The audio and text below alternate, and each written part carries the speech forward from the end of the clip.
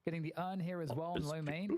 There are absolutely answers. And I think if you're melee creeps, you're looking towards that and you're thinking, let's just ensure that we can hold on and lose well until we get to that point in the game. Oh, my boy to be box running right now. The presence of average alone with the lash ult is enough to the gang squad is looking now. From going for that walker push. We're just getting ran at. Wait another day. Catch from Abrams would be fantastic, and the Birdie's really good at does get a jump to get out spacing of on the pitch. Cube for now saves. He just never takes damage. He'll be able to get the jump off the back of Oh it. my God, Xeno's got jumped. Pulls him in deep. Good catch from Goob. Goober, and it looks like an Well done. unresponded solo kill. Opportunity potentially. You got Siren in the mix against Mo.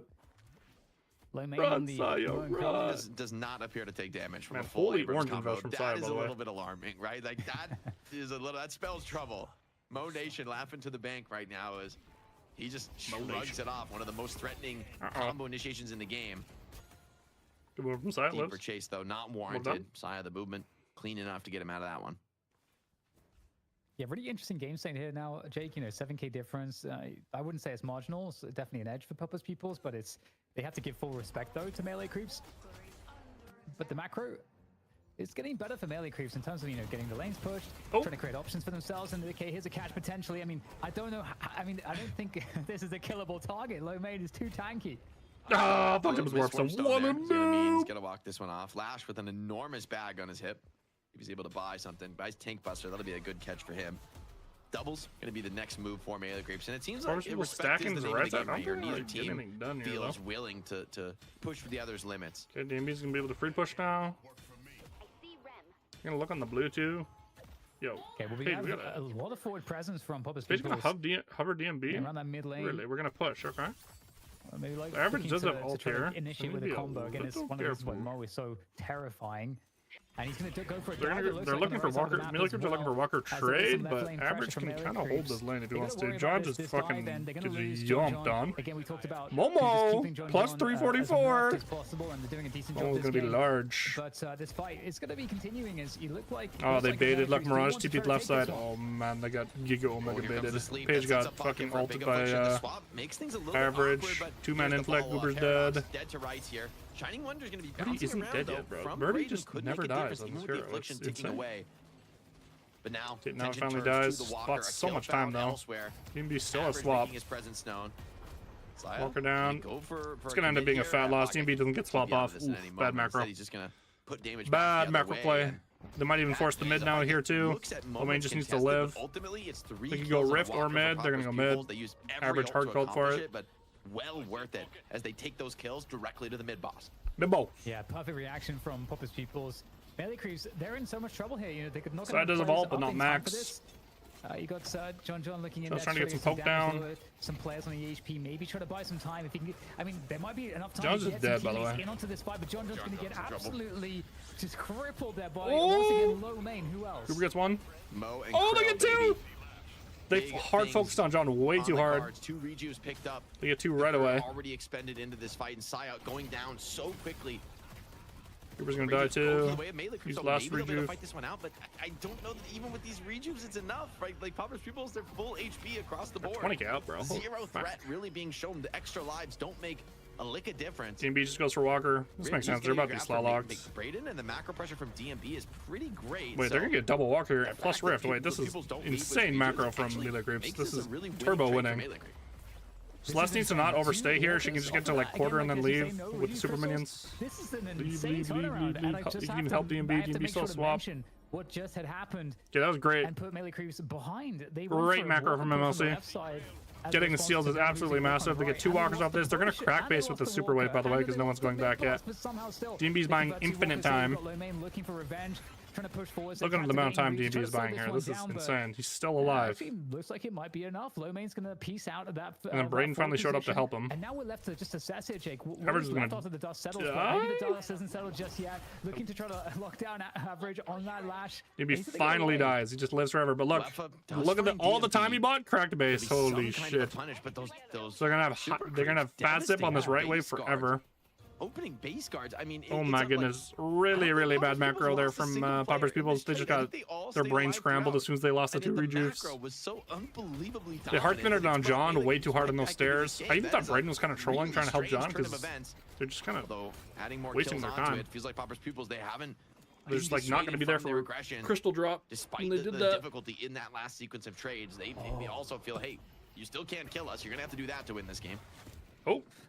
In production with the pip there, just showing Mo stuck in the undergrounds, in the tunnels, but he's managed to find his way out. Okay, well, we've got a big death slam coming on through. How many targets will it connect with? We have you now. Lomain's gonna find No swap on those guys. Dude, Lomain is enormous. Look at the health bar on this Mo. He's an absolute drain, beast though. into this game. Birdie also drops Holy lower fucking this one. drain, by the way. AoE Oh damage my from Rocket god. and Mo combining to They had no inflict there. devastating That was effect kinda in that trade, and surely another kill to be found on Paige, who's Surely. running this way out of here. But Alright, Paige talked does. about this. Brayden just got which man is really strong now. Pretty weak, But, pretty poor. Average also just got siphoned. And the kills keep flowing in. He's got 4,500 health at 20 minutes. Come Our on, people are man. getting All that kills, but they're not bonus like health converting from on anything. Combo kills. Kills during combo, and then on top of that, it's been a while, right, since they changed Vitality to offer percentage health instead of flat health. But for characters that have a way to gain flat health, pretty rare actually. I think Mo might be the only one that now those percentage investments are like yet more valuable. So I feel like a game like this for Mo, where it's gonna go pretty late, but Mo is getting a ton of kills. Lomain is gonna have obscene HP. Like if he buys Colossus, he's looking at 6K plus. Obscene. I mean, he's been unkillable feels like this entire game, but that would be a new level. Oof. Well, okay. I mean, the game is still very interesting. Sure. Once again, I mean, the thing is that even though Melee Crews they get slaps again, as they have been most of the game, they did get. Brady is gonna get a DB pretty early here. And again, as you say, with the base, That can help out Brayden and John a lot. I mean, these are small things, With but the they inflicts. do add up. So we'll You need to throw it on Sai as invites. what Melee Crews are able The to front do line with just get this. 'Cause we talked about inflicted. it again, like they just really need to keep competitive enough and just keep playing into the late game, and there will be an opportunity. Speaking of which, Charge not going to connect with anything for Sai. Has to leave. Tanky on this Abrams has the dispel to take that decay off. Oh, Birdie gets jumped. Birdie gets jumped. Forced into a defensive rally. Yeah, this is more the typical Paige experience right now. A little bit in the draft, the difficulty that Paige faces. She's great at assisting the allies at turning around when someone else is The gone, Momo's pressuring her. The Momo's honestly is yourself kind on of the funny. target on Paige, you just struggle to have impact, especially with the incredible. So Xeno's still mobility option to the people's early lineup. Echo Shard, which is really interesting. Not an easy one for Birdie to pilot. All right. Yeah. He's It's, very, very definitely nerfed, tough, but and still does Ryan increase waits your killing on by the, a lot. rooftops. Flash. Have to back away from that one. 5 swap Fighting back Lash up, with so you have to give Siphon is respect. rough. Like, I don't think he can stick around in this. Like, DMB is playing pretty confidently here, but I don't think you can win this trade. Lash has insane range control to play around the swap. You might just go for an in swap to save Walker here. DMB is still looking, but that's a risky proposition. Pocket would love to be able to find a burst kill. Ooh. Lash opens a little awkward. They know not to go on him though because of the swap. Needs to worry about that swap. They have to respect the shit out of the swap. Back into this fight That was if you can get fucking that connection. Giga Chat from DB to go on there. Could have just got popped. Yeah, big pressure. More players coming in for Popper's peoples. DB has to insta-look for a swap here. This is a full-on team fight right now, and Leffa, no teleport. I'd be. Oh, Leffa goes blue. I'd be hard coming Leffa on blue. So Melee Crews have to win this team. So Leffa will get blue Walker here, so Melee Crews need to get something off this. Unkillable Demon goes down. Triple inflict though. Leffa, what are we doing, bro? Leffa doesn't push blue. Leffa's showing up to this fight. A big shotgun, but the Bro. teleport out. The melee just Hard out of com Leffa, range. yeah. Huge for Mirage in the Liquid back, to Mirage in the stay back. healthy at this point in the fight, and now Leffa shows up to the team fight. So he ends up healing people. Dude, this is such a macro from Leffa. Dude, take the And fucking honestly, Walker, 1-for-1 bro. is good for melee creeps. If they can Take the just hold here, Walker. it's decent enough, but What? definitely shows the difficulty inherent in their Uncontested Walker, by the way. Would have just been full free Walker. Very interesting situation. Shows up to get some people out, but like even if people died, I think they'd be alive before mid boss spawn. If they died early, at least. Okay for both teams. Dude, So that was everyone that was gets a, to kinda that was disengage, not it. but I think Mr. that the Leffa. thing that's kind of scary now, Jake, is we're Okay. coming to that point in the game where teams that are going to be trying to make or set up picks specifically for the mid boss afterwards, because mid boss will be up in 40 seconds, and so with that context in mind, you can't be too careful with how you set up your team fights and how kind of aware you are of the map and what can be happening, because if you get caught, the game could be over. Mid boss in 30. Vitality for Brayden Yeah, is it's a really, huge really threat. nice Once here the if he doesn't mid-boss- get inflicted. The second mid-boss comes online. It's Gun like for Lash, that pretty team good. fight, if it Pretty goes fucking disastrously, it can end the game or very nearly. Curious if he's going for an break the unstop back of here a team. or a even spell for breaker. Popper's Pibbles, Curious right? what Even this with the debuff producer is 10, going to be. 15K Could just be a soul flat lead debuff that they've producer, like it's managed very, to very worth acquire. into We've seen how hero fast showing, the counter push even can into come in for the Siphon as melee well. creeps. And also So how Lash. difficult it is to secure those rejuves up against Abrams with that guaranteed He's got to unstoppable fix the Veil Walker hard model too. stuns It's and so funny. displacement in Dude, the the pit. I mean, Vindictive one Abrams is has wild, everything you which would is want Veil for that Walker. kind of It is scenario. wild. Okay, poppers. I think they're just gonna go for a roar. To just full send. I guess the ultis are down. There's no Abrams ulti, and I think they're just going for that's roar. enough.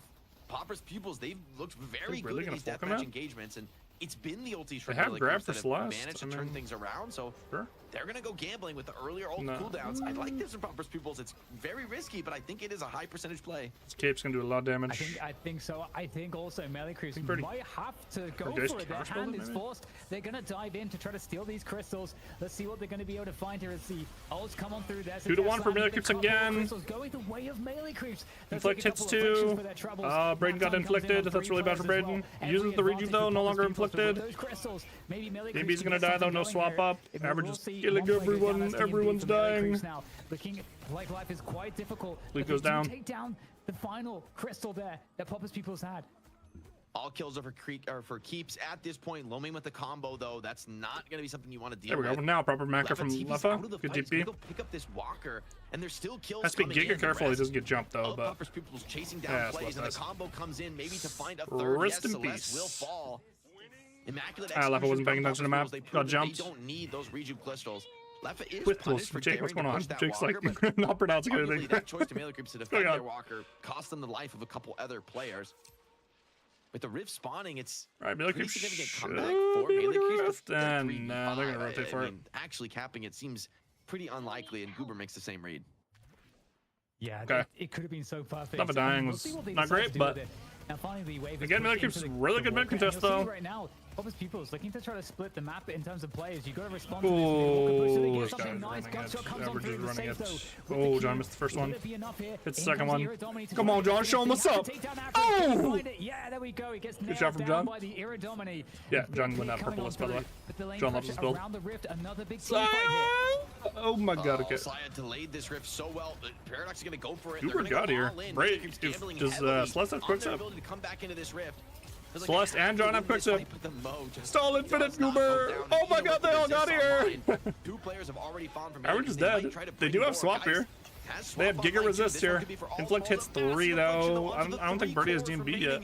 DB, sorry. Pupils really committing as the rift begins to tick down, but that time will stop. If this goes even, it's good. Oh, swap comes out. Low, and the swap is already out now. But maybe enough to turn the tide as this rift nears expiration. They do have Saya first spawn. Yeah, so looking to turn Depends how long this fight goes though.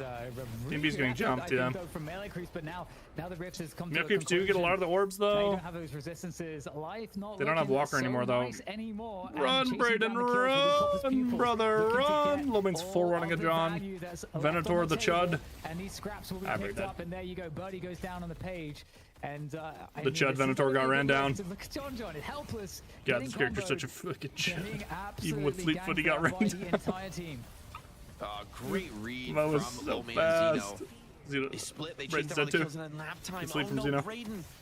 He was the one to survive, the one to maybe come back and clear some waves, and now he's in incredible trouble. The Shining Wonder, the lifesteal is actually doing a lot to keep him up. Bro, spread out! Damage, no, the movement eating the ball. Clean enough from Braden. But the damage, Dan, it's done. You know, yeah, the rift. So I think that's actually why they did this. Got the big team fight you were hoping for. I'm starting to think it is intentional why this is for the rift thing. Just say you're on the bow burrowed, and then the Mauve dies while burrowed. I think the Rem model will get stuck under the before the fight can even really get going. Just to I think that's what would happen. Just to keep the rift in contest. I gotta say, you know, that opting for Colossus this game. Wow, okay. No Spirit Snatch either, by the way. I was thinking, you know, that without that affliction landing, whole lot of orange. They had an advantage. It's an orange viscous or with the resist as well. Orange moment to turn things, but Abrams. It's interesting. You know, what are the ways that Melee Creeps have to counterplay? What are the mechanisms by which they could come back into this game right now? Is what I'm sort of trying to figure out here. I don't know if it's as simple as saying you could go crushing if you wanted to. Wanted more damage? I think you need more damage though. So what is the way back in? It's tough because, you know, to be honest, you're gonna buy Divine Barrier this game for sure. I just can't believe he's probably saving for it right now. Doesn't I think have it is a it good yet. item, but that's not going to be I get a panacea. I get the like, there's a knockdown lot vibe, of debuffs coming in on this game. You know, Mirage Channer is a DB comes up for problem. Zeno. You know, Zeno Lash is can really carry rips this alone. game. He's got And fucking on top of 10k that, up on Divine Birdie. doesn't purge something like Mo's combo on you, right? So that's like Lomain has been really consistent finding combos that turn into kills. Colossus was the buy for Sai. He's going to try to endure that front line, recognizing that Zeno has a good Rem game too. Last time I saw him play Rem was not going too hot, but this is a good Rem game for him. Been a bit of a clash of titans here. Clash of Just the imagine Titans. giant Abrams and Mo battling to destroy New York City. That's basically what we're watching, but take it to Japan. We sell a movie. We'll be rich. Big in Japan. Yeah, Reason 100%. for tactical. Dude, I saw an amazing animation someone made where they turned Abrams into like a Titan from Attack on Titan. It was absolutely epic. Did our win. I just finished Attack on Titan. So good. That would be a Have you seen sick it? custom mod. I have seen the show. That would be a nasty custom mod of Abrams as one of the Titans. I could see it. I could see it. Pauses out from Sai. Looks like a little bit of a lag issue. Hopefully we can get that resolved. This game, I mean, as good as it has looked for Pauper's Pupils, as well as they've fought. Fucking Zeno, man. The reason it's been so hard to close out is that these Reju You fights ain't for lying. Melee, they never end with the Pupils taking Rejus out of the pit. Like, even The if Melee egg. Creeps lose the fight, they make sure that the enemy doesn't Better get to bring hurry up Rejus and out of the lose map. then. And I would say that's why the base has yet to be cracked, right? Melee Creeps, they've still been able to manage these defenses. Was that tough? It's really interesting here as well, Jake, because I'm looking at this this game and I'm thinking, you know, what is the biggest difference maker? And I feel like everything has come behind or being enabled by late main on Mo from the beginning of the game. But So instead of an instant dunking, they run on DMB. DMB, what are you doing, bro? The egg. Like, why the fuck is DMB ever here? Get dropped there from DMB. That is heartbreaking. Because his team's here, but like, why you're not with your team? You're just like off He some tries side to street. stay in the neighborhood to contest some of these souls. I mean, it's a lot of souls at this point in the game. The urn is worth an absolute crap ton.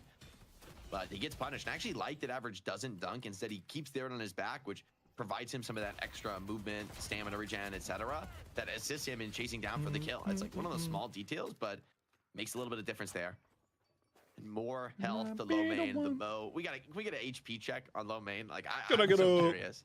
And I don't think he's bought Colossus. I don't know if he even should, but it would be too funny not to buy Colossus this game. Sneaky. Yeah, that's very fair. That's very fair. And okay, looking for the Velwalker gank, I guess. No reverb yet This for could be good. Goops. I think this is going to be pretty unexpected. Pocket. Very hard kill to find. They need a perfect stun lock and a crazy burst. Camp the cape. Camp the cape. Ooh, Can we just camp the cape? Mag leaps up. He's Camp the going cape. TP out. Almost lucky Brayden not knew to what get the found fuck to there. I don't do. even think Brayden he was on the set that out. cape. I think he just played Ah, they're all defensively, dead. knowing that the Ah, map was they're all pretty fucking empty. dead, bro. And maybe a nap time's good enough to on two. Balls out, but they're just Brayden and fucking Saya dead. Brayden's- were in the corners. They were trying to turn things around. The Pagel maybe could allow them to do just that.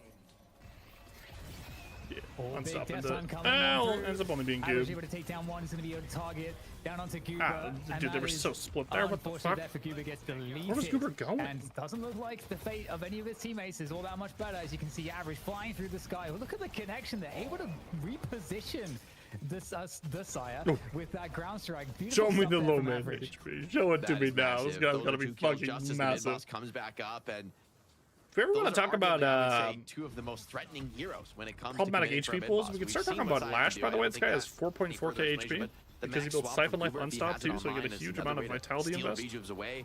No Pagel. I wanna talk about, honestly think problematic you have to HP give up pools? these Rejuves, and Pauper's Pupils accomplish what they've wanted what they've waited the entire Boom. game to do, which is actually Finally get a bring clean the Rejuves out of mid-boss. the pit. Look at Finally. the stack For of you. health bars on Mo.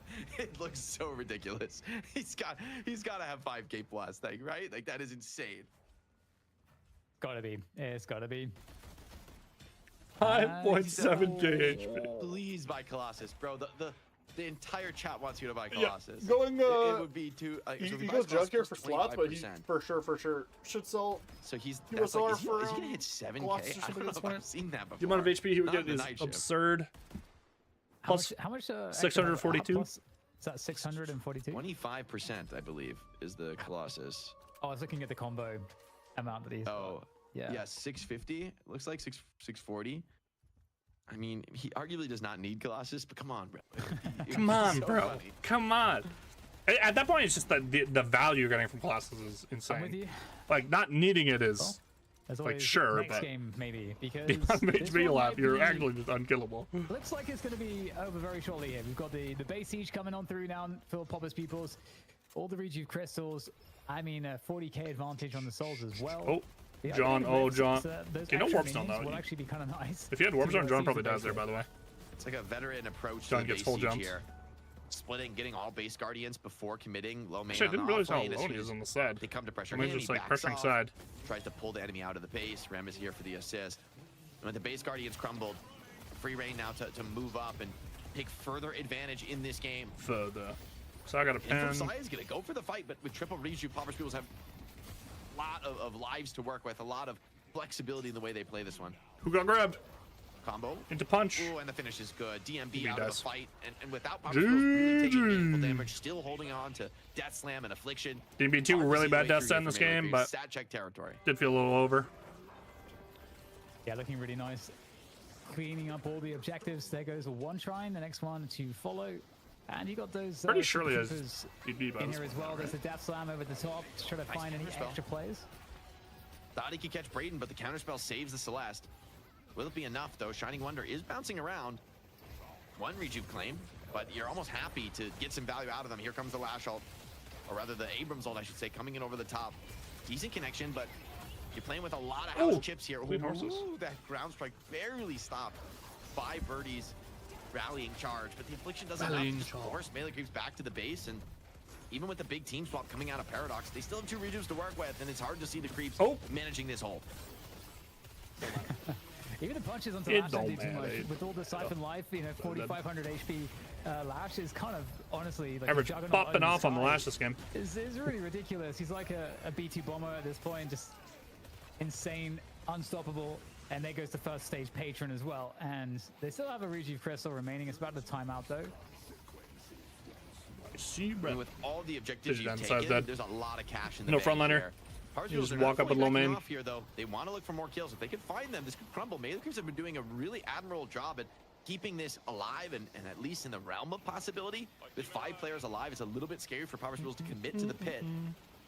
But if they just get 1 or 2 kills here, everything's going to fall apart. Braden is low, critical as well. Average finishes the job. And now the Patron called into question. No one's able to get out here and make this defense. This will be the end of game 1. Paupers Pupils. Holy, low main Momo too clean. Low main Momo too fucking clean, man. Very competitive despite a terrifying start for League's pocket. But in the end, he's undeniable. Up 1-0 in the series. Melee Creep's going to have to find a resurgence in game 2 to bring this one back. Well, quite the way to kick off the championship match here in NA. Paupers Peoples looking damn good. And this is all considering that they also had given over so many charges from the Rejuvenator in mid. I mean, the first fight, they lose that on composure, not get tilted off of those mid contests. Consistently win out these fights, barely dropping anybody the whole way throughout. Yeah, I felt like the turning point of the game, or it could have been the turning point of the game. Jake, when I saw that, I was like so shocked. And $100 there from Hidden the Bushes. So thank you very much for the donation. Faker fan, or just a coincidence? Probably not. I'm glad someone got my reference. It's probably not a coincidence. But I'm right there with you. That's a big win. I mean, this was just very dominant. Too much. Too much. I mean, still close. I think, you have to give a lot of credit to Melee Creeps for hanging in here as long as they did, because I think that a lesser team would have lost this way sooner. They were consistently able to fight back despite the very early deficits that they were suffering. But it did just feel like this kind of hit a certain turning point where there was just no way back in. I mean, low main too much. One of the most insane phone after that we've seen. You're talking about it. We didn't quite get to see the final item buy come through, I think, so I'm not sure what the total after that rip fight didn't go well. It was just monstrous. Hard fucking game. I think low main having such a big game on Mo, my first loss of the day, looking so strong on it, it just shows like how much you're working with on Paupers Peoples. Like, I typically when I think about low main, I'm thinking about his ability to play some really flashy characters, to be like super mechanically skilled and just outplay on a one-to-one level. For now, Wonder but Mo is kind of the opposite of that hero, right? Wonder's undone. It just tests your macro abilities, right? Like, are you in the right place at the right time? Are you making the right decisions? Are you having the right comms? Like, there's not. Sorry, Mo and Crow players. It's not exactly like a pop-off individual hero, and for Low Man to still be so good on it shows that he's not just an individual. Low Man number one. He also has an incredibly good read. Mo number one carry. For me, I think he's a player who just we're going to expect to see for a long time at the top of Deadlock. Yeah, I gotta say, Jake, last week I was saying for me he's kind of like the Hoot of NA, where you just find out slowly but surely that he's actually so game smart and can play literally everything to a very high level, and that's kind of how I feel about Hoot as well. I will say average. Also, I was setting this up, right? Like, okay, He's forced to play this this crazy flex role for the team. Maybe not forced. It's like it's one of the biggest reasons why Pauper's Pupils are so scary. That like they have so much flexibility. DMB ran it the fuck down. I did not realize stellar performance on the carry lash, but oh my god, 25 for League's Pocket. Holy shit! Absolutely damage, disgusting. Oh my god, crushes the lane on Pocket of all heroes. And then just goes goes on. I don't think I saw bad afflictions. Good damage though. Like we talk about a lot of pockets. We see the pocket come out, the afflictions. They're 1 man, 2 man. They're not really doing too much. In this game is every single time 3 or more. 48k damage. And he's doing way more than just afflict. Almost 49. Finding a lot of value off the caves, the suitcases. You can see it in the damage stat. Tour de force for Pauper's Great game from Xeno too. Echo Shard paid off. Only the really impressive see what the healing number. Decision making from melee creeps and great Low man was just such a beast. He could just that keep them in the never game do enough damage to low man. Stat lines on the kill death here, it looks really nice. Probably not enough heal cut early here as well. Say too. So there's a couple things here. Brothers, where are the heal bans? Brothers. You know, Sai was prevented from having a some game heal on bans. even with that start that he had. We got to do something about this Momo. We just didn't do anything to the Momo. I have to wonder. The heal cut's also going to lash. Contributors to that, and I do think that it's absolutely the main on Mo, and I think it's absolutely League into the on Mirage. Pocket. Like, but you can't some heal cut here, fellas. And I feel like both need a first wave ban. Great game from League. One of his better team to dive and to get top insane games I've seen. And then League at the same Low man time. getting him out of lane helped a lot, especially accelerating him. Also, it's just going to be melting Sai's ability to ended up going overflow. in a lot of these fights and be the you know, the probably force worth that it, can honestly. stand and do what Low That's Man was attack doing, speed. which was like providing his entire team all this maneuverability. Like he's never and gonna be space pressured in a fight. So into like having to like those are two incredibly important. do a refresher or something. Like whiffing an ult or a game like this, something like that. I think the DB was watching it. You're like, way okay, too late this game from Birdie. I think even with the deficit, like you got to be going it before Rapid or you know these fights at mid boss. Don't mind the K-Dash Express though. And then you get to this. Anytime you get a little more stam on they were page, I think it's worth 5x. Biggest story of this game was Sai and Birdie throwing their lane. That they were uber goober ahead because the Gooboy being able to got pushed out of lane and then didn't die and pretty damn turbo behind. For But melee creeps to hang in here as long as they did, but. Crazy AVG played this well with how poorly his lane went. Because Pauper's Pupils were just so far out in front, and even when they were giving over, you know, what should be big swings, you know, giving over that many rejuvenators, etc., they were just able to completely get control back immediately. I mean, Jake, you talked about it. It was what, the third mid boss when Pauper's Pupils were finally able to get just Rejuvenator out of the pit, out of mid. It took them forever because they kept having them stolen away, but it never really mattered that much. Yeah, they kept their composure. And speaking of that composure, I really feel like we got to highlight the Rem as well. I mean, 55k healing is a bonkers stat, right? Like that's almost as much damage as Pocket did, right? Like, and you're healing that back up, sustaining your team, keeping them on the map more often. Really, really impressive. Low main also 36k healing on the Mo, by the way. Not, you know, maybe outshined by Rem, but not by much. So yeah, just not like where is the heal cut, bro? Rem is some heal cut. On we went Spearburn this late in the game. Looking like a hero that teams are gonna have to start taking very seriously. I feel like the nap times in particular were massive in the team fights. It let you really set up onto, you know, when Goober would step up or TMB would step up trying to start a play. These are heroes that when they're caught with the nap time and you can really just surround them, prepare the fight, and then when you wake them up, the best itemization, they just get annihilated by 6 players from Pauper's Pupils. Impressively played from Xeno. I think who needs a fucking warden when you got a Mo that can just do 48k damage? They need to take seriously in this fuck series needs the warden character, bro? Fuck that. Is absolutely just run at them with Mo. Holy shit, it's OP. Yeah, big day for Rem. Pretty bad one so far for Celeste. You know, while Rem's getting all of the wins, Celeste is just kind of taking all of the L's. So maybe something to reassess ahead of this second map, because I mean, at this point, if you're melee creeps, you need to reverse sweep this. You need to be able to do that if you're going to be able to walk away and, you know, maintain your position, get that cash prize. Otherwise, we could be looking at what we kind of assumed was unthinkable and a 2-0 here if Pauper's Pupils are able to just come back in and put up a similar performance to this.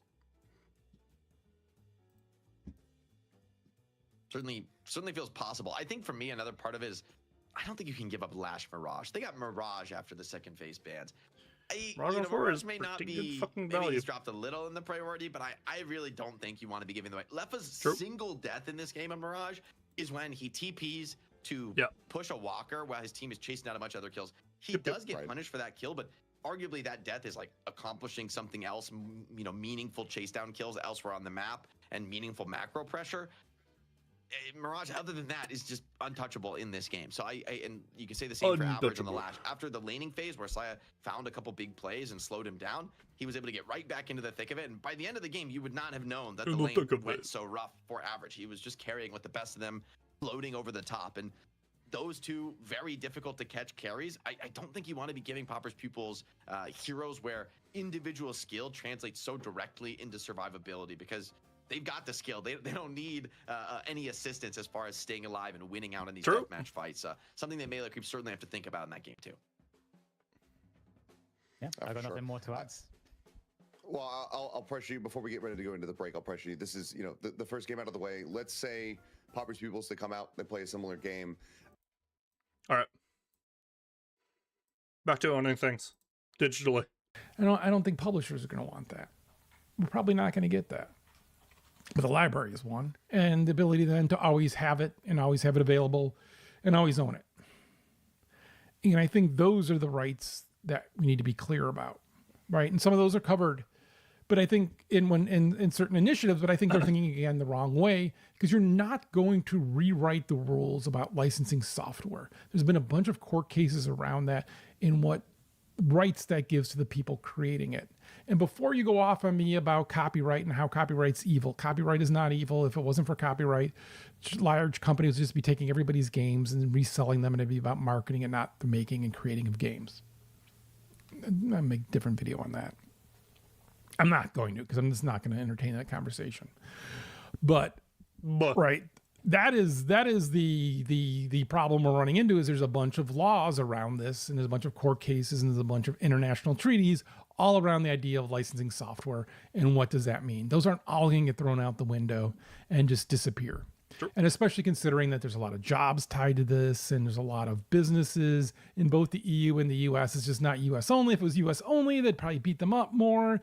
And then Sony might get into some trouble if they don't say that you can buy this just with the code in it, because they want to be able to be available in retail, so that they have this competition, so they don't fall in what happened with Apple and Google, where Apple and Google's problem was they had monopolies on their platform, and they had the only store and the only way to buy anything. And so then the EU came in and said, hey, we're going to break that up, right? So if there's just a code in here, that's way less interesting than if there's a disk in here.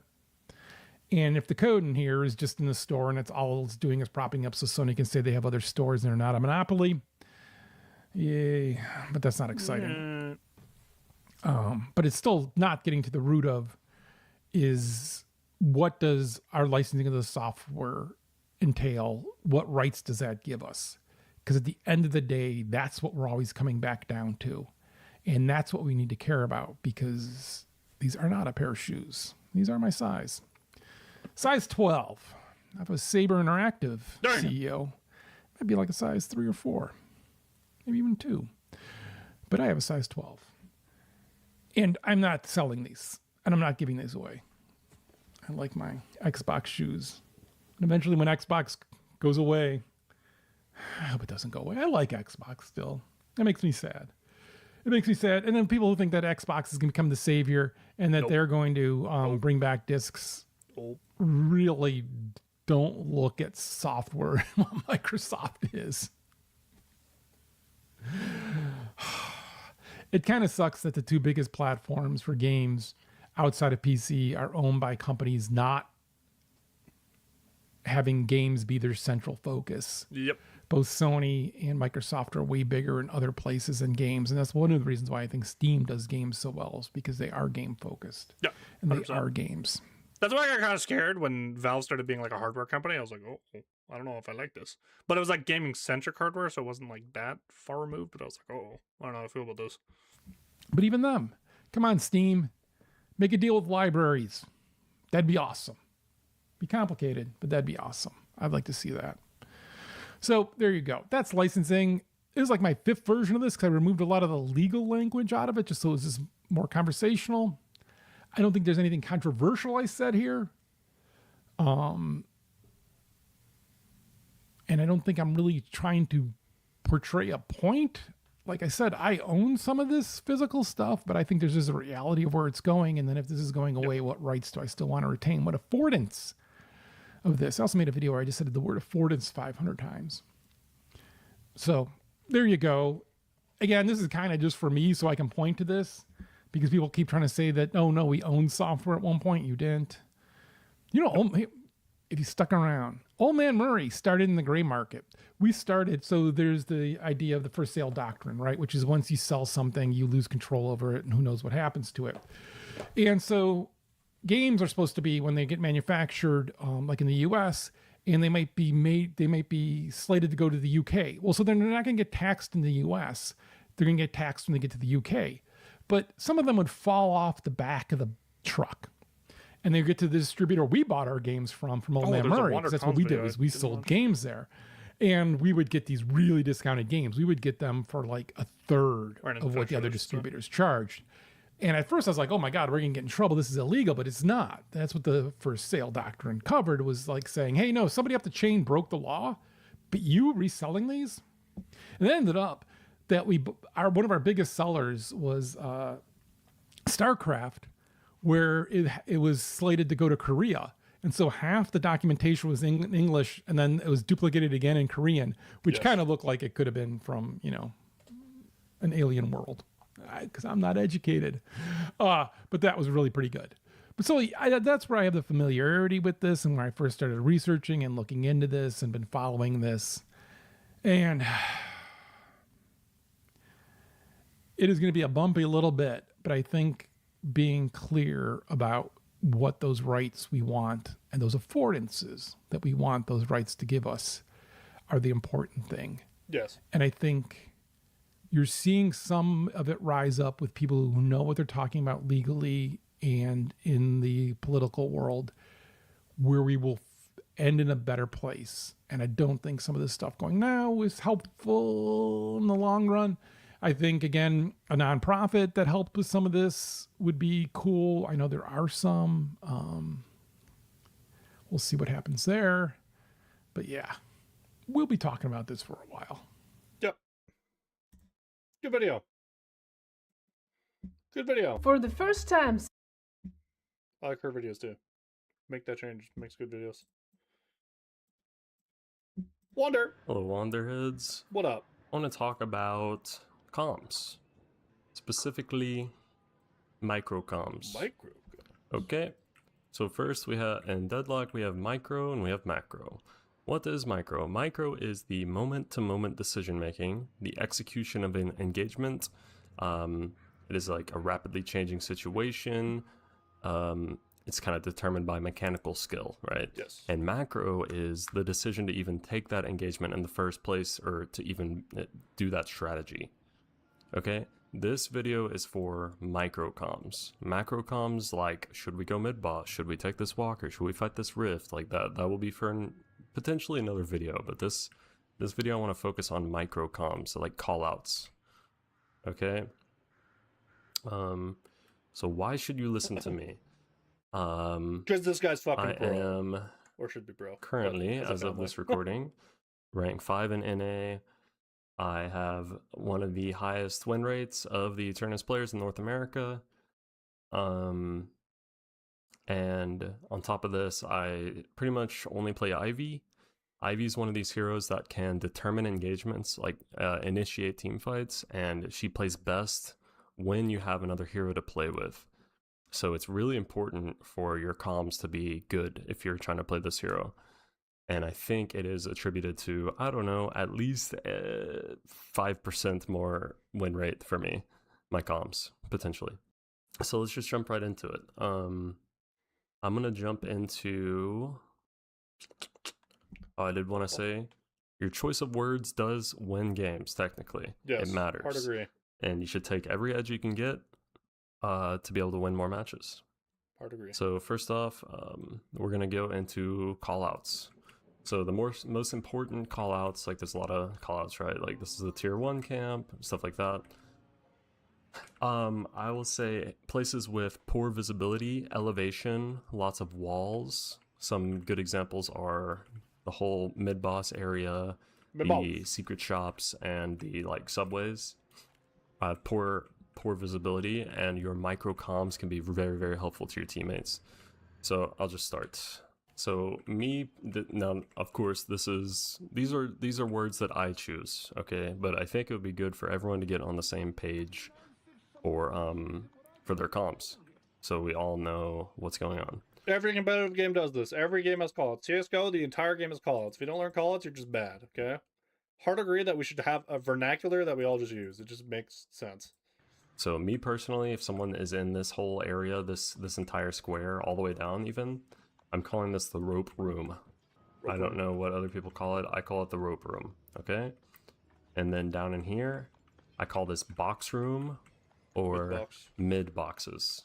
Here, this area, lots of fights happen here around the mid boss. This all around here. You can call this side veil. You could still call it rope room technically, but I think side veil is a pretty good term for this.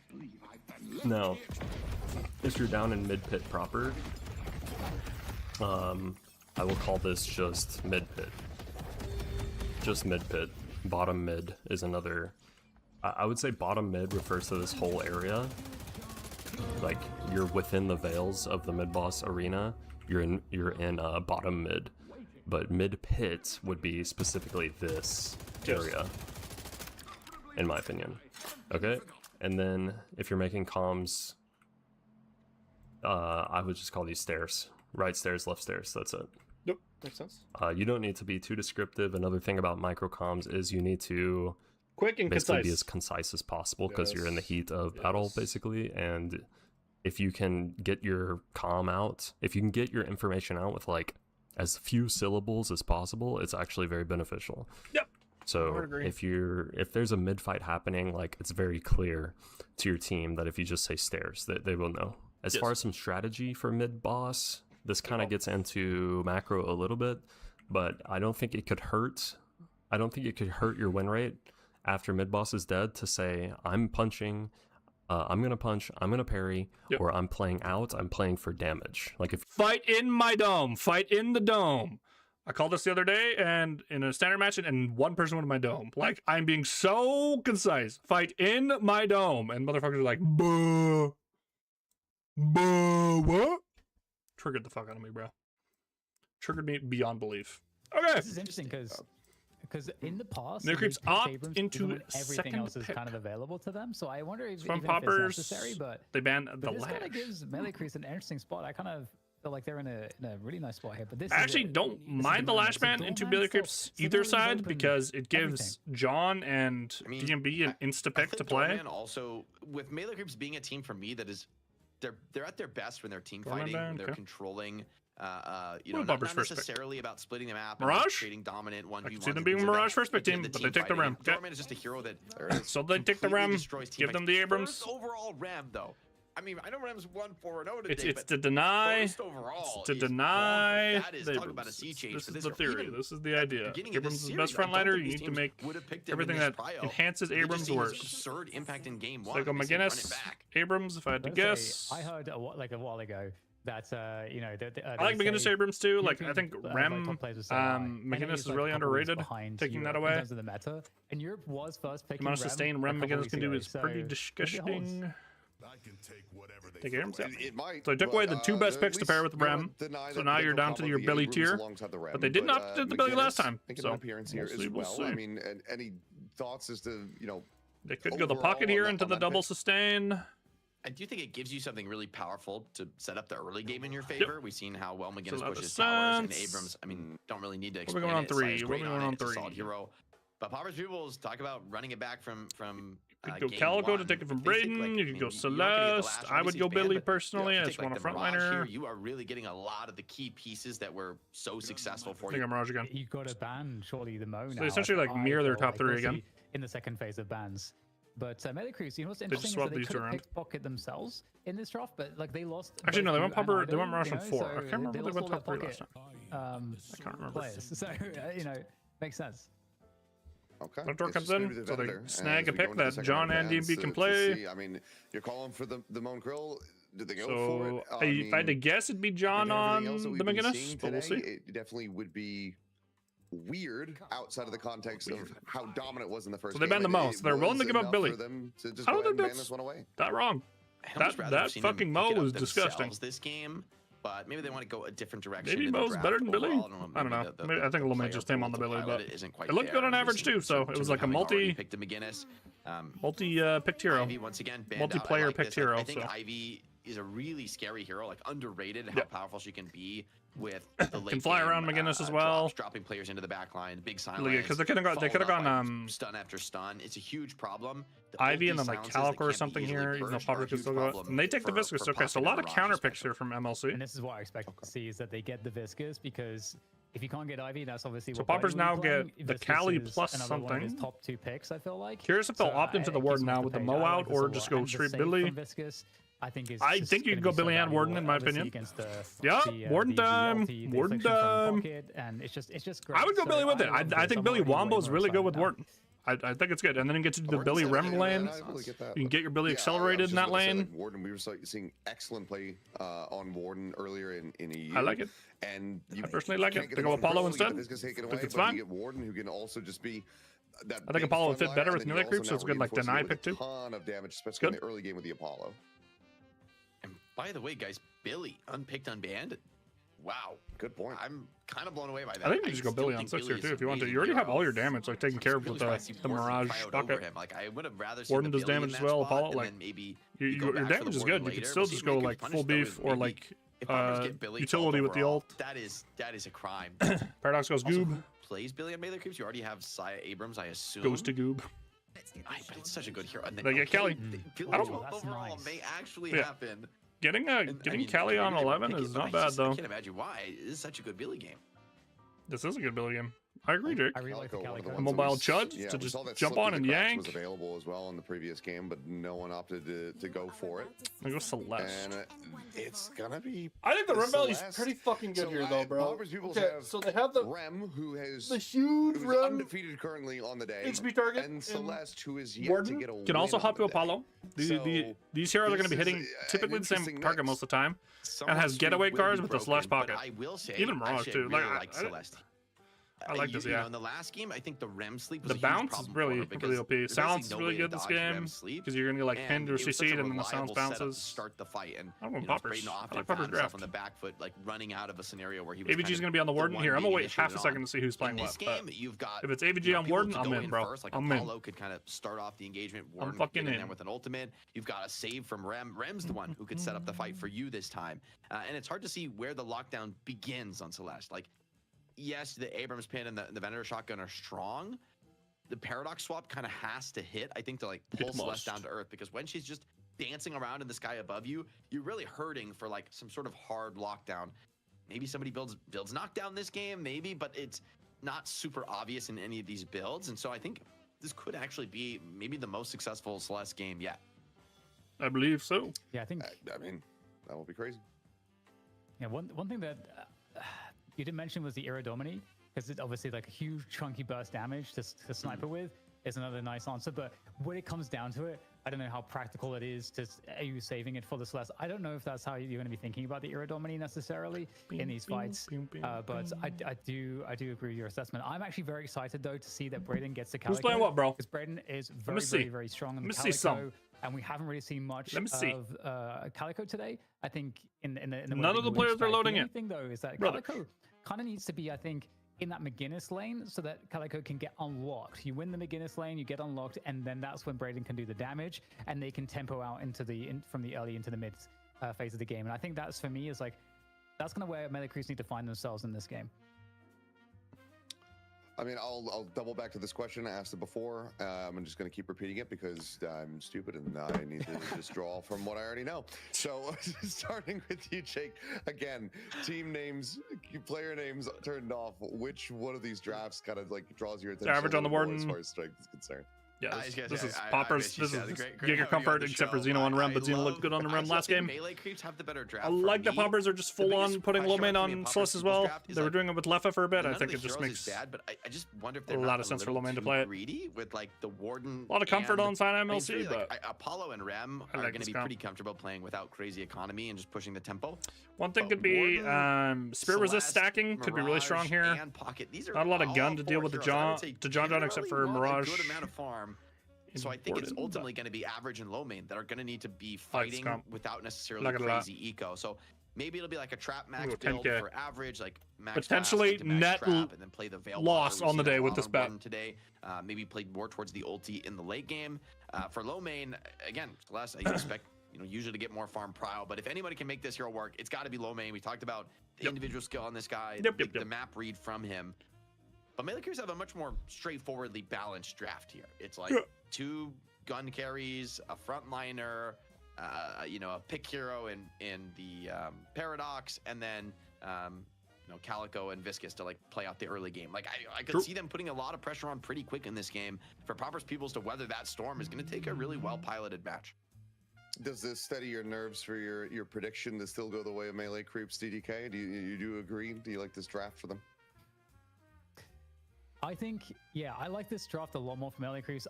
I do like Paupers Peoples drafted a lot as well. I think they've got a lot of really spicy things going on that's going to be really entertaining to watch. But I think overall, I think just getting Birdie on the Viscous, I think already is amazing. It gives them a lot of good options. Getting John on the McGinnis, I think gives them a really easy early game if Brayden can get unlocked. Like I see more answers through the different periods of the game to allow them to kind of get going and to have Sire have a better game too. So I think I'm still going to lean there we go.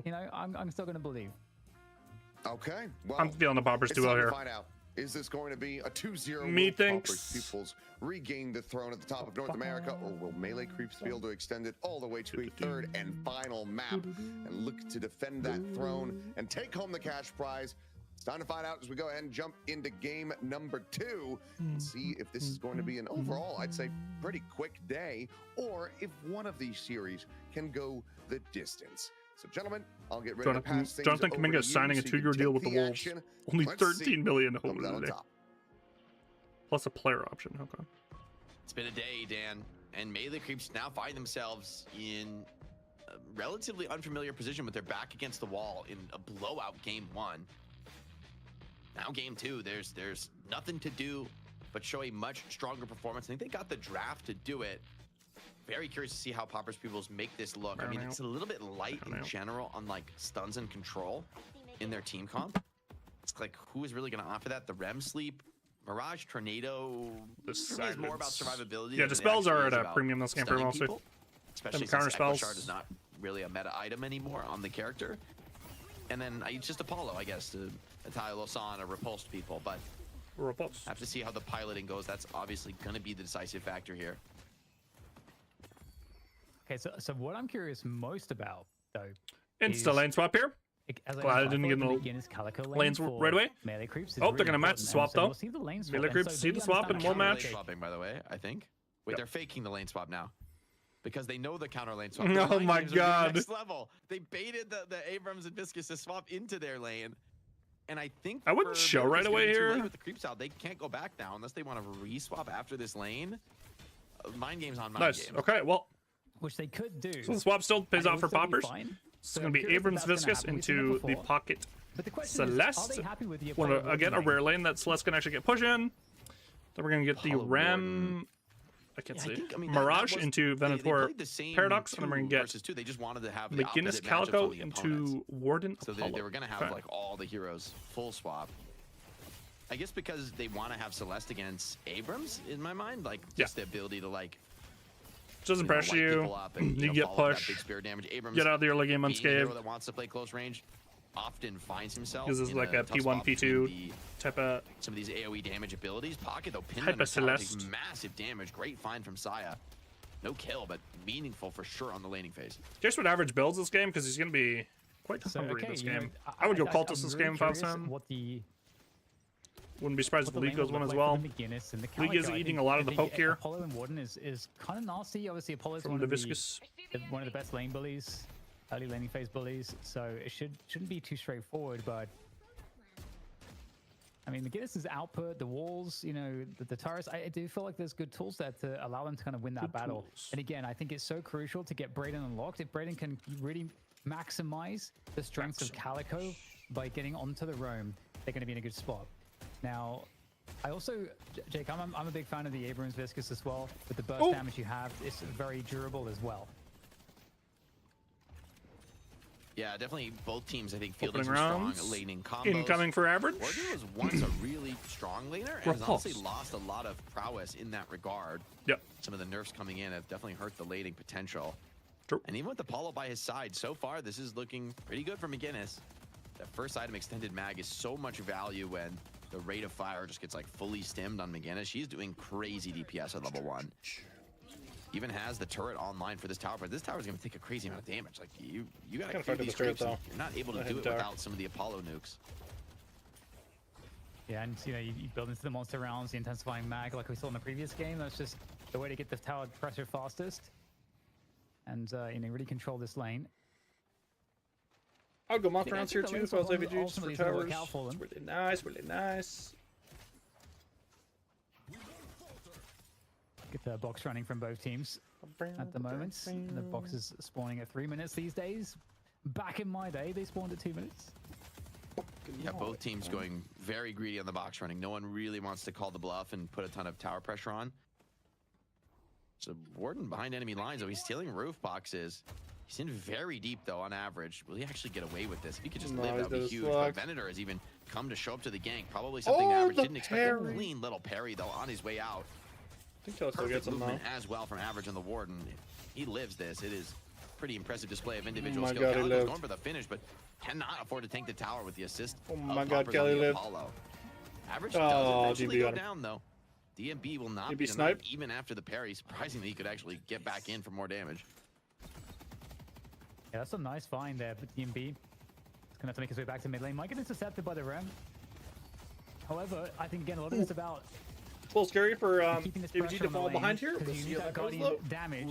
That's what they were going for, but the punish with these flawless advances might be resulting in the kill. Good damage coming out there. Is there any chase down, any follow-up? You do have Average on the Warden. We'll scare buff for them, though. But they will be able to get away there. Actually, no, they don't even go for it. Again, is that they managed to scare. Push away. Vitality for John. Really nice spirit for Leffa here. Tunnels could be contested this game with this little burst on your procs on the field. Dungeon. Make for some spicy little fights. You definitely don't want to find yourself in a 1v1 on Rem, not against Calico. Have we ever seen like the fight between a Rem and a Calico on broadcast? No, I don't know that I've seen it because it's honestly bro, I hate playing Rem into Calico. I hate it, bro. So it's just even though that's cheeky from side. It's a lot of damage actually. Like taking the zip knock. Kind of hurts, even from across the map. That's like, you know, a couple hundred damage. Definitely meaningful on the lane, especially for Celeste, who does kind of want to throw her HP around a little bit when she goes in for the big fights. Yep. Okay, back to pressuring. They've healed up. And it's about good trades here for the McGinnis and Calico. The defense coming in from Popper's pupils, not looking too bad. Sigil, a repose, force advance, everything getting used there by Apollo. Who is Poppers at the moment. I say at the moment as though he can like swap who you're playing in the middle of the match. But he's probably gonna bring out the counter pick here. Yeah, it's a good time to go Jetpack Cat, as I've been casting last week. We'll have to see though how they end up playing from here. John with the Vitality buff. That's a nice find from McGinnis. So let's go very greedy with the build this game. But Leffa, let's see how he's handling the mid lane. Haven't seen too much from them, and then we focus more on the side waves. But rest assured, this Mirage Spirit buff as well. The cooldown is a great little stat to be getting on Mirage this early in the game because it also affects your ability to get the marks stacked up quicker. Sure. It's actually one of the better cooldown users in the game for that reason. Hiya! It's at the 7-minute mark, and I would say that meaningful damage has not been rough for Average so far. To the towers on the right side of the map here, though. We will get swap has not been paying off. Paying off for the other side though. So I will fall. Here comes the chase down the punish from Braden on the Calico. Is it going to be good enough? And Birdie, okay. League's going to be accelerated too. So really good for the Celeste here to get that done. Poppers. Doing a great job though. This Apollo Warden lane. Maybe we'll crash a wave. I think it's fair to say. Birdie's real low for them. Yeah, I mean, see if Goober gets anything here. Good creep clearing ability, so the wave push hasn't been there even with some of the kills. Great find from Goob. Though, finishes the job on bit of greed there. Oh my god, John's dead, or DMB's dead. The opportunity taken in mid. Totally healing. A deep dive, but with Rem and Mirage there, maybe it's not too deep at all. They're happy to pick that one up and maybe keep the pressure on with the little helpers. Will come through. I see Warden. Trying to turn it. Binding word. TP in. Lefa's not gonna have tornado. Lord McGinnis gets punished. But all the riposte, that hurts now. Diving in for more onto this one. Alright. Early lead for Poppers. She can, but she's pretty poor at actually clearing off these waves. The tower just getting beamed down and be 2 early guardians for them. Jump out to a 5k lead here. League picks up another one on the other side lane, and Zeno gets caught by John, by DMB under tower. Yeah, looking to try to convert this mid guardian. This would be a really nice counter pickup. 3 players with the focus here. Nothing to do. This is very nice. To deny it. So it's going to work out, actually, I think, in one respect there for melee creeps in terms of equalizing the guardians. Ooh, bad gut shot. Hey, we're going to get some trouble here for DMB. Zeno is back for revenge. The slowing X really hurts here. Does get cubed. Still in trouble. Not out of the woods just yet. Maybe the roll from Viscous could be enough to turn this around. Oh my god, just throwing heavy melees. Big hit. Level 10 puncher. Shotgun. DMB doing great work with the assist from Birdie, but Lefa walks it off. Huge find from Mirage. Now with the towers down, it's a party in the mid lane. It's a body, it's a body, it's a This is what we see body. when Birdie gets to play on to the Viscous. It's very, very strong on this hero. I felt like the strongest performances I've seen from Birdie, always on Viscous, providing that support. Huge there, keeping DMB alive. A lot of action still in there. So I go and punch again this game. Now, John Again, a lot of easy anti-heal buyers. Makes sense to me. McGinnis. And, for now, it feels like once more, Popper's pupils have control of the map and the pressure game. They're going for that mid Buff some guardian. 30. Once again, a lot of players here. Swell looking to push onto this guardian. It's going down. There's no two ways about it. Walkers before 10 minutes for Poppers. Don't have enough to contest with. Gonna hurt for John, not having a guardian to sit on for side wave. That's been going on in this game. I just want to highlight something interesting there. Should get pressured pretty hard by this pocket now. But in this case, Poppers 1K up on him. decide to have Zeno pick up the doubles, and at the same time, they're just throwing tons of bodies at the mid lane. Now melee creeps just make it to their own doubles, but honestly, I think they're going to be set up to get contested here. Double buff for Popper's pupils. They may look to fight Level on just the ran enemy it. doubles. I do manage to catch Lefa in the distance. Oh my god, the gun buff for Rem. Buff gets cleansed. Who is it going to be favoring at the end? Average time. Oh, I got swapped though. There's a good swap though. The lockdown, the damage output onto the Warden, not too bad here, and you can really see the time wall coming in handy. Lefa's back. And not really all that much that Average is able to get out of the fight. They're pressuring John though because they were stacking right side so hard. See if Calico gets here in time. John though trying to just soak through the Celeste, but the turret actually becomes an Achilles heel here, giving some extra And then bounces the to last Shiny bounce, Wonder. dude. And that's That enough last damage bounce with is the urn so in hand. cheese that it goes Ability that buff far. and urn on Celeste. Great help from That low main should though. be illegal. So many Abusing his stamina movement is buff not there as fun. well. No, not any stamina items. You'd be forgiven for not recognizing it, considering I think he has 6 stamina right now. I mean, this is crazy for low main. Almost doesn't want to dunk the egg. yeah, looking really nice at the moment. Here to contest doubles. He's keeping it. He wants to use it to the fight. Abrams, snatch some of these away, but Should be this dead. bag surely is going to be given over. Still does, I think. Oh, great Apollo ult. 2 kills coming out of that one. Nice connection. Nice connection, the Apollo ultimate. And this little assassination Actually, squad. get the urn onto Finally, we'll see the dunk here, but okay, you got Lefa John here. claiming something in. Curious if John's gonna get taking down the turbo Guardian, pressured here. Oh, great wall. That is a very good wall. It's gonna slow things down, burn the cloak. Still Bro, in a just forward dunk, position, though. dunk We'll the be urn. safe. In the meantime, the new egg is still. It's gonna expire. Why did he had a free dunk? Wait. He had a free dunk. Dude, left his backer today has been maybe from getting off. like the last second dunk, but He had a free dunk, no? Okay, that is assassination squad. Okay, he didn't have a free dunk. Okay, my bad, my bad. Coming. There is an affliction coming. There is an affliction available for League 2. And Bog is just free capping the rip. That is a bad sign. They're capping Oh the man, rip and taking a team fight. does. Maybe it's a little too much though for Poppers pupils. They've already He lost gets low the main. rift. Xena's He's gonna gonna go like down as want to well. hard crash this wave. They will be able to So show up the though 2 kills, but with a 2 free quick rip kills. cap, I think worth more than 2 kills at this phase of the game. Now you have a big pressure on John and Birdie. They're gonna have to clean up this wave. Should open up more time to farm. League has been steadily building up the net worth. Once again, a really strong opening performance from League's pocket. 12K, very comfortable start. John though keeping much better pace in this game too. Yeah, John is pretty well farmed. Braden's having a really good game on the Kelly. This Kelly's Yeah, been it does good. seem kind of, I think, to be the case that some of the things we were suggesting, maybe playing out a little bit, more to work with for melee creeps. I'd be curious to see what the damage chart looks like. You haven't looked at or requested some of these charts here today so far. Holy, so Birdie having a good start. Jake. Look at Birdie go. Yeah, Viscous, I think one of the best early game damage heroes, but certainly happy to be topping the score line in that regard. Low main though, right up there with him. Grab the buff. Saya's having grab the health. You know, I was picking him up on the. Obviously, he does have a good Abrams, but just not finding it so far. Man, they're like super stacked fights right now. A slow start for him compared to game one. Only 8.6 thousand souls. I do think though, Abrams million is one of the billion better frontliner heroes to play a low econ game. He has a ton of buffs, by the way, so I guess he's getting a lot of boxes out of the map. Look at the Abrams. Getting a ton of golden statues, maybe some sinners as well. Pretty much like they said, they gave doubles over to Xeno, so they tends to pick up a little bit more of these. Buff? So props to melee creeps. I'm getting cleansed though. We talked about this. Yeah, just narrowly the gut shot, but look at that, the sniper. Maybe and puts them to bed. The burst damage, you know, it really helps against Celeste. Braden could get traded though. Nice. The ulti. Gonna pressure John on this left side. Taking Sinners is risky though at this kind of low HP.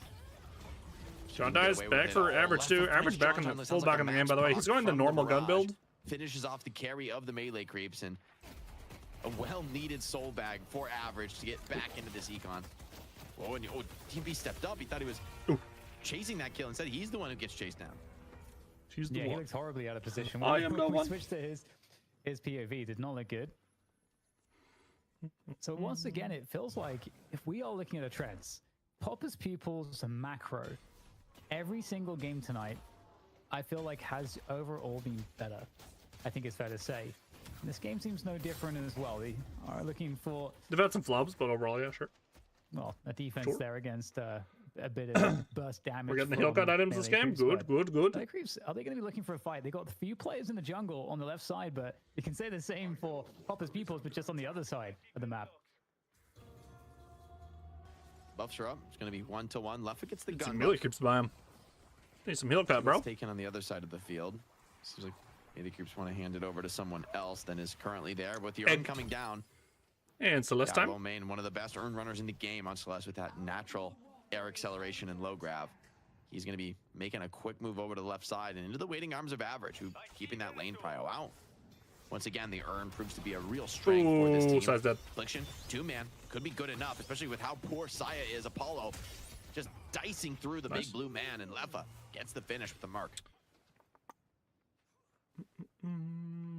Curious how many cults have been bought this game? Collected. This time by Braden, actually. We'll be able to return it. Ooh. Don't know how many of the souls he got, but I don't like the invisible. I don't like hollow point on. And looking like a fight that it's going to get kind of gnarly here, especially on with the Venator. Pops. You got Celeste on the chase down as well, so a lot of people like it because then you can go vamp burst and then get a lot more value. Honestly, I think it's John's movement buff that gets him out of that one. Honestly, without the movement honestly, buff, like conditional items, unless they're over 2, they typically typically don't like that much. Especially with those flasks coming in and keeping that outside of constantly low. Stam dash items actually. I think stam dash is really natural movement. This game, will he be able to play his way out of it? The slowing hex should assist pocket. I think you just like preload them too, like off of the zip, shift dash, go back on the zip. Will get the stun connection. I believe that's a dead ram. And yeah, talk about a team being in a rock and a bad hard place. sleep. The entire team, it feels like it's half cooldown. Swarming over that one. Saya finds another. They're charging to swap, looking really nice. If they can get these kills, that will be something. They You're not just getting out there, bro. Walker, so they need to get something. And look at this. The lanes are pushed everywhere because they're that's a putting mid all the boss attention on the team fights. And right now, melee creeps. For a bait mid boss. Up, and oh, they baited. The next play oh my god, they baited without even. Oh my god, League just got fucking incredible charge coming on deleted. Through, but they can't get the follow up. He is trapped. Lisa is that a really good punch from Birdie. Oh my god, he kept him alive. Saya making the play back to his own walker, playing under the veil. Hard to get that MVP teammate. Saya still dies though. Nice shot from Birdie. Great Birdie pulled a lot of aggro with ball. Kill streak and what looked like a really devastating sequence. Average hard calling for this. I don't like the Surge of Power build. In their favor. I don't like this. Average takes it straight to the mid boss. It's quite the gambit with just the Abrams kill, but then again, it feels like they need more gun damage, so I was going this build. Boss contest. We'll see what happens here, though. It's a couple of, well, there is definitely HP missing. One's hard looking with Cage. I like this. Up here to protect the crystal. They look to yep, go for parry, it. bro. Affliction. It's going to hit 2 players in melee crease. They'll lose Google. No one has gotten no crystal yet. 2-1 for Poppers. Okay, there we go. The crystals, but is that enough? I don't know. This is looking like Poppers. Inflict, I think full lift. Yeah, with 2 players already confirmed killed. They're down. Advantage is massive, and John's dead. League gets away. That is just devastating. Still have 2 rejuves to work with. Saya's getting back into this fight. They will find the kill underground. More rejuves. Leave's got to leave. Will be the rejuves used up, but it's so expensive. League lives though. Another death Saya's dead. for Saya. I mean, delaying the inevitable here, doing what damage he can. Truly, he doesn't get out of this one. And yeah, with the flash coming in, that's dead to rights. Birdie dead. For Abrams.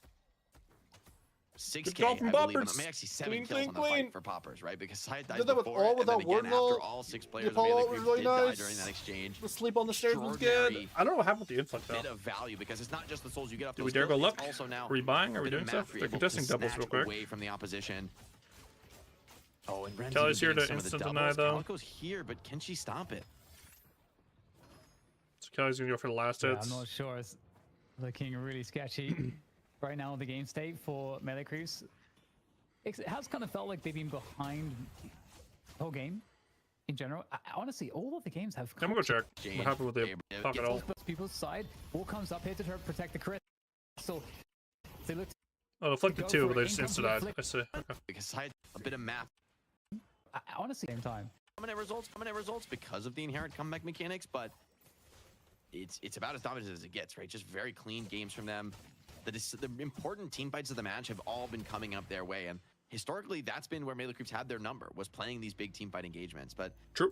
Poppers Pupils, even with some really good sequences coming against them with great pins back to back to back Discord. for Saya, they weren't able to convert. Turn off your they weren't Discord able to notifications. Move the needle on the match. That's what Poppers Pupils accomplished with that big mid fight. Come on, spectator man. 15,000 soul lead, pretty significant. They're still playing a little bit later into the game, and this comeback rift though couldn't come at a better time. This is a really significant amount of resist. I'm not sure you should even fight this as Poppers Pupils. You just give There this. are only 2 Melee Creeps players here. You might still think about it. You just give.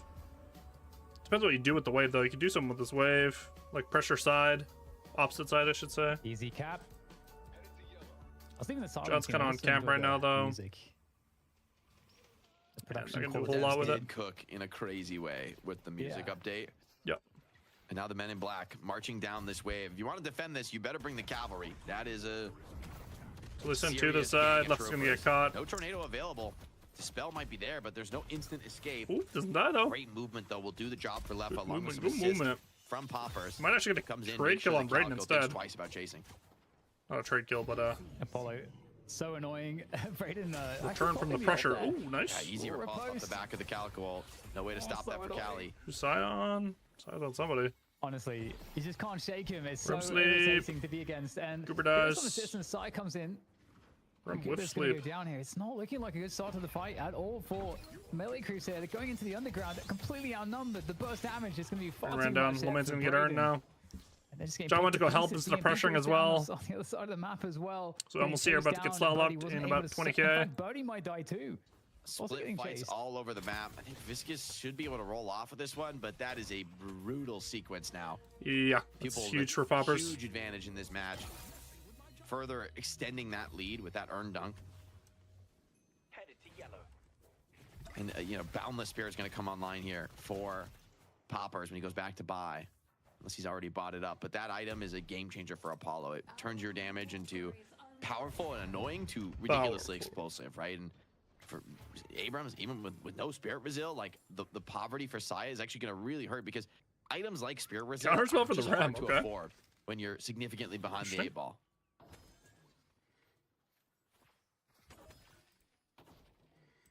I'm still also just remembering that Billy was completely open in this game, did not get picked. Yep. Yeah, wow, that's honestly still shocks me. Like I honestly still think Lomate should have played Billy this game. Like I will die on that hill actually.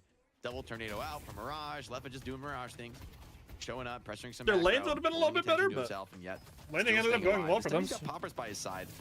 This would be. I think quite they're the big confident chilling push with for John the Gunn. I don't really see Celeste. it coming Their together. scaling's better now. Yeah, DB's in a 1v1 on the right side of the map against 2v1 now. Pocket, so So it ended up being like a this is P3 not a good look. Mirage. It's gonna get out of there. Or like Celeste, however you want to Teammates slice trying to it. save him. DMB, his teammates Averages will probably be a team fight right P2 now because his farmed up teammates have to come in king. to try to keep him alive. And now you got the meeting of both sides. DB coming back into the fight from the back. Affliction is going to land only to one player, Goober. This might be something for the Melee Crew side. John dies on the side too. Lozana is going to take down John. Minute a minute 45 though, so they're going to look to pressure Walker instead. Would not mind a double TP here from these two. Yep, they're going for it. I mean, they put so much pressure on DNB, it pulls a huge rotation from melee creeps, and where does the guild come in? The opposite side of the map. It's Poppers and Average combining, recognizing that McGinnis, she's not. They don't actually. They're going to jump the Venator instead. Now they're even thinking about a Walker. DNB's dead, man. DNB dies like this so often, bro. The advantage you got, maybe you go for it. He's going to get queued, but I think he's still dead. Poppers are going to present problems on mid. They're just pressuring all sides of the map here. This is really good. So I had to grab blue wave. Now he does get a lot of damage out there, and meanwhile, DNB's got to learn to stop dying like this, man. Kiwi just greeds a wave and just dies. Necessarily going to be safe, even with the damage on pocket. Gonna get Walker on left side too. We keep have to get this because if they die here with the mid boss in a minute, it could get really sketched really fast. Left side Walker, just one left now. And well played from Poppers, played the map really well there. Double TP was like the assumed play, and then they just played opposite side as well. With the hypermobile carries and just took them out. Yeah, for Poppers peoples, it's not fun.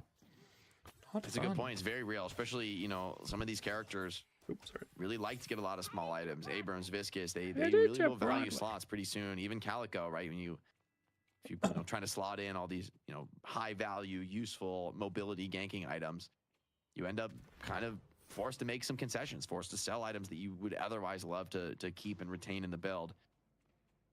No such issue for Poppers pupils, and you know, with all but one slot, there's just really no question about the comfort in always getting the buy you want. Like Poppers has 2 or 3 of these slots, he's not even close to having an issue in that department. The roar of the mid boss. Oh no, this is a bad sign if you're melee groups, because you have not been winning the battle on the picks or these team fights, and so it's a very difficult situation. I mean, like Jake, if you're in the shoes of melee groups, are you trying to avoid fights altogether? Do you want to force Poppers peoples to try to find a pick aggressively onto you? He's gonna sell the slowing hex. Okay. A really high value item to have to sell, and a movement buff to low main. Better watch out. Pretty good vitality on the other side. On Viscous, I just don't know that matters. And movement buff on Celeste, that I'm quite confident saying that is huge. Early Colossus for Average, I like with the Rem. Colossus on Warden, he's going to be a major problem because he's got that ulti maxed out. Colossus, bro, is large.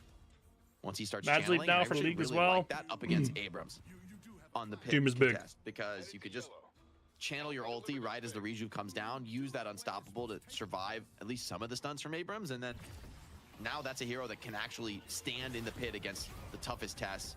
DMB dies almost as an afterthought for League. Picks that kill up on his way to do another errand. He gets this wave as well. He's going to be massive. Oh, he's not going to go for the wave. Okay, they're going to go mid. The mid fight. They're going to let the wave crash on the Walker. This is a very committed move from Poppers Fuels, but they say 1 kill is enough. Let's play for the match, not for the Walker. This is an Average call. I actually really like this because they do have that to play with. They can sack a Walker if it gets them significantly ahead in the game. Oh, I love the unstop match. And then this whole team flanking. Oh, really good. Instant Colossus value there, by the way. You can just stand with the unstop max ult. Really good from Average there. Just like smashing into everybody. This is not a fun fight. None of these fights have been seemingly remotely winnable. Escalating mag plus Colossus, bro. Great play with the large into the double M1s. From Average because Saya believe pinned him right at that moment, and yet that when you lose charge and don't get any value on Abrams, that is a hugely important skill in a kind of contested fight in the low ground. Tornado's just making this so awkward to try and come into. Even with a big swap, it's just too late, and then Cooper finds himself dancing alone on the mid-boss pit. GG! Good impression, thank you. Melee looking grim getting now. Kills in this game. I am the Rem. Not really. It has been another tour de force from Poppers Pupils. Like, they have been showing off and showing out in this game. Yeah, Xeno coming back is really proven to be. It's a Rem. That's what we waited for, Dan. Showing for them. The Calico and the Rem in the tunnels, and the Calico. They should have hand-choked and ran to the tunnels. She's gonna retreat back to the tunnels. There's not many boxes here. It keeps down the drain. This is looking rough. John's having a rough game. Okay, 27 kills to 12. So it's not the worst that we've seen, but it's obviously not great. It's not looking good here. And there's a rift. The resistances, will they make a difference? Huge resist here, but Pauper's Pupils showing an intention. Oh to fight. no, the PC's dying. After all, a lot of lives to play okay, with. Good. The kills aren't coming in. The PC spectator was dying. So tanky. Came back though. They are going to give up the rift and just play for the Insta kills. give the rift and play for kills. Triple inflect. Oh, they're all fucking dead, bro. They're all fucking dead. They're about to get rammed the fuck down. Today. And he does not disappoint in this what could be nearly the final fight of the match. Melee Creeps running for the hills, running scared. And not able to get out is Birdie. Braden neither. And the bleed out, I mean, I would say it's slow, but it's getting quicker and quicker with every minute in this match. Still a lot of time left on the reju for Pauper's Pupils. And with 3 enemy players on the deck, it's open season for Leffa to pick up this walker and expose the Melee Creep space. And so now we can kind of take stock and you can look at it and see, okay, they sacked the walker for the Rujus. Was it worth it? I mean, yes. I mean, absolutely a worthwhile trade. The first set of base guardians go down. Shrines surely. Look at the move speed on this guy. Monstrously tanky Warden. Landing stage was relatively tough for average. Took a couple deaths, but you wouldn't know it from his strength at this point. Came back real hard. Card for him is his consistency. Yes, he's a knower. Get the base guardians. Average is a knower. Opening base guards while the second layer of Shrine goes down and a sleep comes in. Xeno senses an opportunity to maybe turn some kills before the spawns come in. Looks like it's no good just yet. Shining Wonder just even threatening them despite them playing in the base, and 40K. Pupils are going to get the drop. Rose large. Probably before they even need to use any of these radios. The game on the edge of a knife for Melee Creeps, maybe already falling. It's over. It's over. We just got deleted. We've got the ball rolling through. Oh, the berry. Rebuttal like Celeste. Overall, look at all. 4 Melee Creeps. 2 mana flex. Comes down onto Sire and Braden. It's over. On Abrams. What a day. He gets taken out. Braden's going to be sent out of the fight as well. And this game is I like this comp way more than the last one. It's all business for average, focusing down the patron. They're gonna go on Celeste or Billy, but I think the Celeste worked out. Players from Melee Creeps didn't get punched in lane. Had better scaling. Ball was OP. Conclusion of this match, and inevitable it will be John's turn to tank up for the Archmother. Surely he's not long for this world. Trapped up and killed, and that is GG. The return of the king. They're back. Got dethroned, but they're back. With an assertive 2-0 victory, Melee Creeps felt like they clean had games all day, bro. And it is a Stomp the Vanguard. I think stomping Vanguard was like a good way to start the day for them. They were just ready to roll. I want to see the Warden stats. Quite the showing here from Pauper's Pupils. Coming away with a 2-0. Short little night shift only. 5 hours. See it coming. I missed the 10 minutes, I guess. So it would have been like around 6. Be able to extend this, make this a sorry, I missed 10 minutes.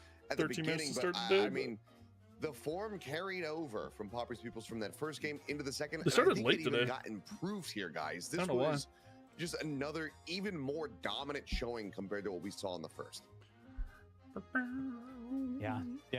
I mean, way to subvert all the expectations. We all felt like it was going to be a really close matchup. Melee Creeps won last time. Xena came back, but there'd been all these improvements for Melee Creeps, but they really struggled in this series today. And a lot of the stuff that I think was working for them League played great today, by the way. I had not seen good things from the League's pocket. I think they were intentionally, actually, except for this lane. This lane they were. In terms of that.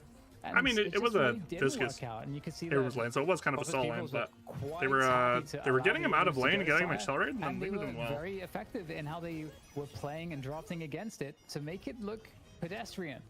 I mean, what a great ult from Poppers. Day from League. He just plays pocket for 3 games. Every single one is like an absurdly dominant performance. I like the enchanters this game on the day in 3 matches. I'm sure it is something absolutely heinous. And you know, we were talking about this like first one, right?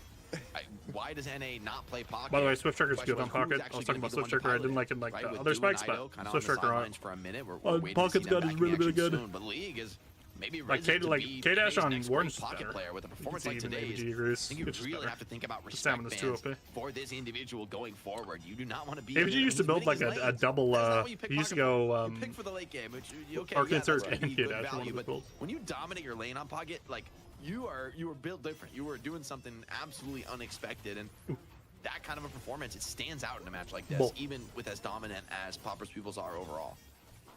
Went for great. Really Here's how much damage it did. I don't holy torrent pulse value here, by the way. Or really ping, ping, ping, ping. Look forward to like the next team that goes up against them as Pauper's Pupils. They're going to be defending.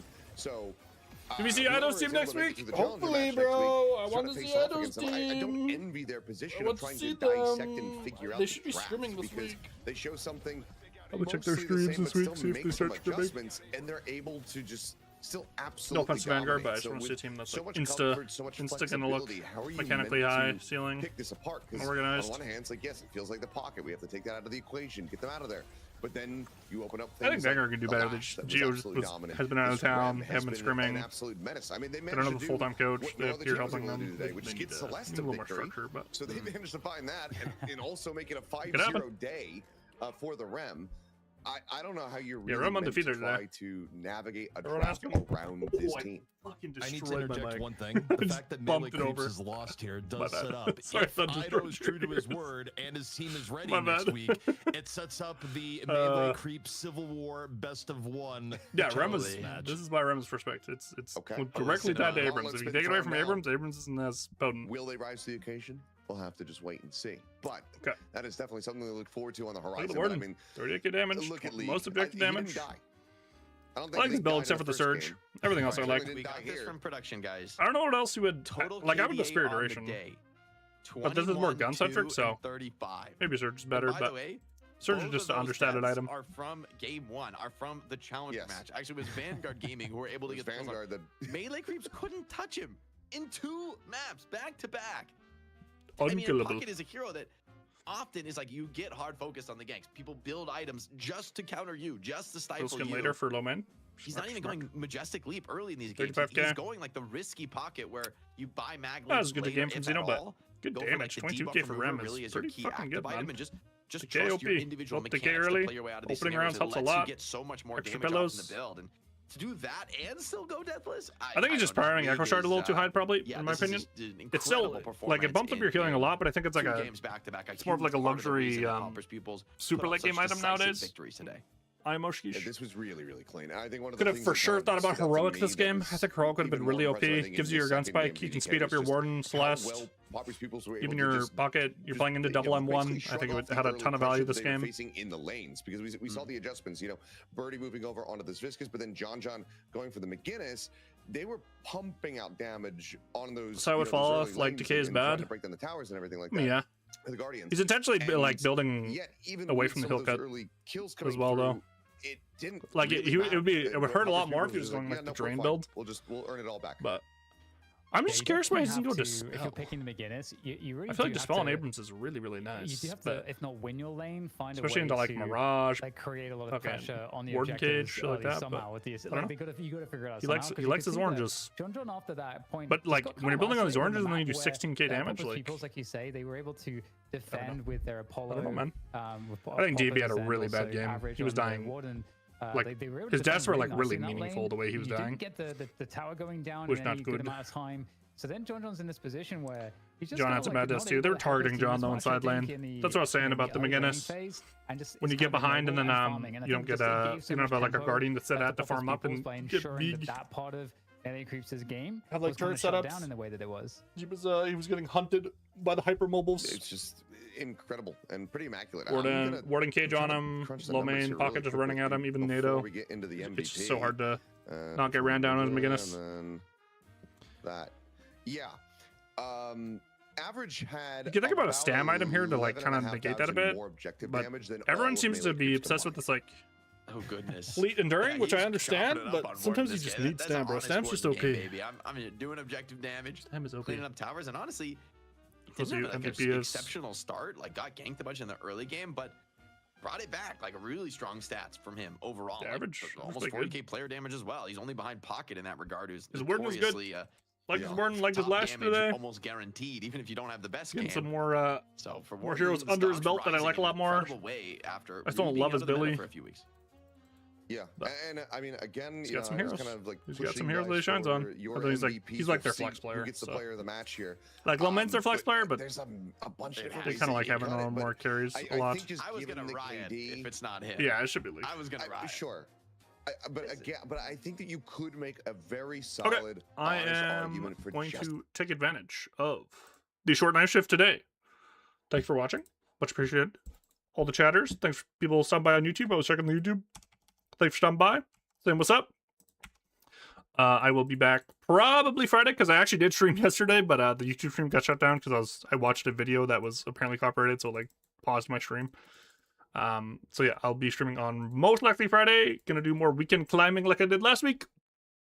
And I will see you guys then. See you, volunteers. Have a good night.